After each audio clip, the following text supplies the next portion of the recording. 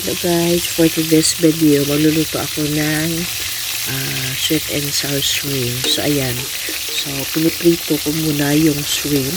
Pero bago ko yan iprito, i-marinate ko yan sa vinegar, black pepper at salt. And then I put it into the flour.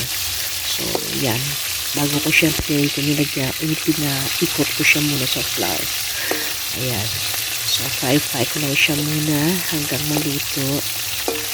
Ayan, so luto na sila. See, ang ganda na kasi pulang-pula na yung shrimp. Ayan, so after ko nag-fry, ayan, saute ako ng garlic and onion. So I use white onion instead of red onion because I like the white onion to use instead of red onion. So stir fry just a little bit. Ayan, so stir fry lang siya hanggang luto yung onion and garlic. Then after that, I add chili hot sauce, Del Monte chili hot sauce. Ayan. So I just use instant chili hot sauce para mas mabilisan na pagluto kasi mukhang gutom na si Emmy Cooper galing sa work. So pag madalian na recipe lang ko guys, yun niluto ko. Then I add the bell pepper. Ayan, so masarap yan, mabango pag may red bell pepper.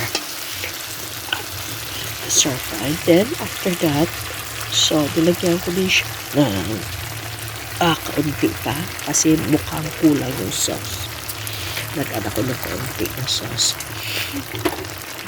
Ayan siya. So nag-simmer na siya ng kaunti. So after that, nilagay ko din yung isang pouch na Del Monte pineapple tidbits. Ayan.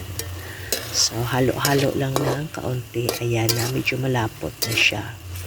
Masabili siya malapot kasi yung nilagay ko is yung hot chili sauce na Del Monte. Then pagkatapos meron akong natira na mix vegetable, nilagay ko din yan. Then naglagay din ako ng 2 kutsara na oyster sauce para ng kulay, padagdag ng kulay sa ating sweet and sour shrimp. Ayan, so ayan na mix na. So ay simmer lang natin siya ng kaunti. Ayan, para mag-absorb yung mga nilagay ko na ingredients katulad ng soy sauce, oyster soy sauce. Ayan. Ayan, so kita nyo na. Ayan, luto na siya. So it's kainan time na guys. Ito lang yung pinakamabilis. Thank you for watching.